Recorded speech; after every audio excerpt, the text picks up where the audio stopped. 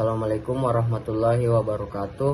Perkenalkan, saya atas nama Muhammad Qayyum FS dengan NIM 105281105925. Kami dari kelas 1B Prodi Bimbingan Konseling Pendidikan Islam, kelompok 12 Ilmu Jiwa Umum, dengan dosen pengampu Dr. Musdalifah SPDI MPD. Oke, baik, langsung saja. Saya sebagai moderator akan menyampaikan sebuah presentasi dari kelompok kami dengan judul Identifikasi Kesulitan Belajar. Kemudian saya akan menyampaikan pengertiannya, yaitu kesulitan belajar adalah gangguan dalam satu atau lebih proses psikologis dasar yang terlibat dalam pemahaman atau penggunaan bahasa, baik lisan maupun tulisan. Untuk materi selanjutnya akan dipaparkan langsung oleh pemateri-pemateri yang ada dari kelompok saya. Sekian. A few moments later.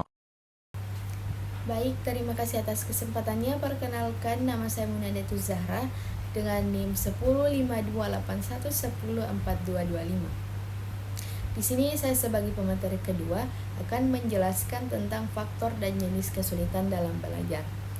Faktor-faktor yang mempengaruhi kesulitan belajar dapat dibagi menjadi beberapa kategori, yaitu yang pertama, faktor genetik dan neurologis. Faktor genetik dan neurologis dapat mempengaruhi kemampuan belajar seseorang. Contohnya, kondisi neurologis tertentu seperti ADHD atau disleksia dapat mempengaruhi kemampuan belajar.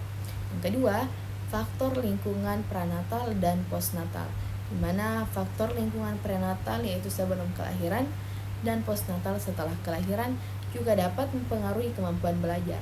Contohnya, paparan racun serta stres yang terjadi selama kehamilan yang dapat mempengaruhi perkembangan otak janin.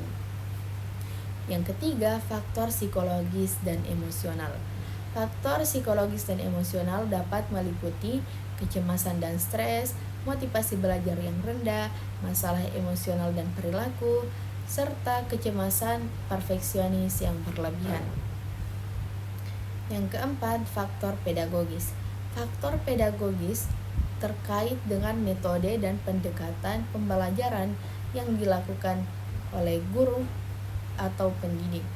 Contohnya, metode pembelajaran yang tidak sesuai dengan cara atau gaya belajar siswa yang dapat mempengaruhi kemampuan belajar. Selanjutnya yaitu jenis-jenis kesulitan belajar juga terbagi menjadi beberapa bagian, yaitu yang pertama disleksia, di mana kesulitan membaca dan atau memahami teks tertulis. Yang kedua, kesulitan menulis atau disgrafia, kesulitan dalam menulis dan menghasilkan tulisan yang rapi dan benar. Yang ketiga, diskalkulia, di mana kesulitan dalam berhitung atau memahami konsep matematika dan melakukan operasi hitung. Yang keempat, gangguan pemrosesan auditori, itu kesulitan dalam memproses informasi auditori seperti membedakan suara atau memahami instruksi lisan. Yang kelima, gangguan pemrosesan visual, kesulitan dalam memproses informasi visual seperti memahami gambar atau membedakan bentuk dan warna. Kemudian saya juga akan menjelaskan tentang apa itu karakteristik disleksia, yaitu kesulitan dalam mengenali huruf dan bunyi huruf. Disleksia dapat menyebabkan kesulitan dalam membedakan dan mengenali huruf-huruf yang mirip, serta menghubungkan huruf dengan bunyi yang tepat. Kemudian kesulitan mengeja kata-kata. Orang dengan disleksia mungkin mengalami kesulitan dalam mengeja kata-kata dengan benar. Seringkali membuat kesalahan dalam urutan huruf atau menghilangkan huruf. Selanjutnya, membaca lambat dan tidak lancar. Disleksia dapat menyebabkan kesulitan dalam membaca dengan lancar dan cepat, sehingga membaca menjadi proses yang lambat dan melelahkan. Terus kesulitan memahami teks yang dibaca. Disleksia tidak hanya mempengaruhi kemampuan membaca, tetapi juga dapat mempengaruhi pemahaman terhadap teks yang dibaca. Dan yang terakhir, sering terbalik dalam membaca huruf atau angka. Orang dengan disleksia mungkin mengalami kesulitan dalam membedakan huruf atau angka yang mirip seperti B dan D atau 6 dan 9, sehingga sering terbalik dalam membaca atau menulis.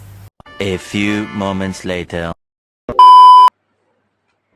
Baik, perkenalkan nama saya Sri Ayu Alvina dengan NIM 105281103825.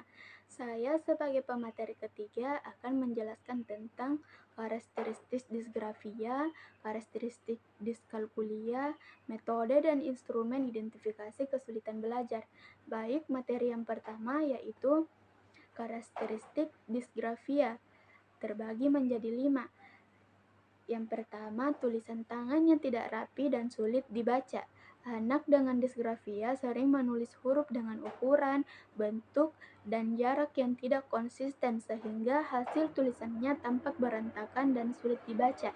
Yang kedua, kesulitan menyalin teks. Mereka sering salah menulis huruf, melewatkan kata, atau menulis dengan urutan yang keliru saat menyalin dari papan tulis atau buku. Yang ketiga, kesalahan tata bahasa dan ejaan yang berulang, seperti kesalahan huruf terbalik, kata tidak sesuai aturan, atau ejaan yang salah sering terjadi meskipun sudah diajarkan berulang kali. Yang keempat, kesulitan mengorganisasikan pikiran ke dalam tulisan. Anak dengan disgrafia mampu berpikir dan berbicara dengan jelas, tetapi mengalami kesulitan menuangkan ide atau cerita secara tertulis dengan teratur.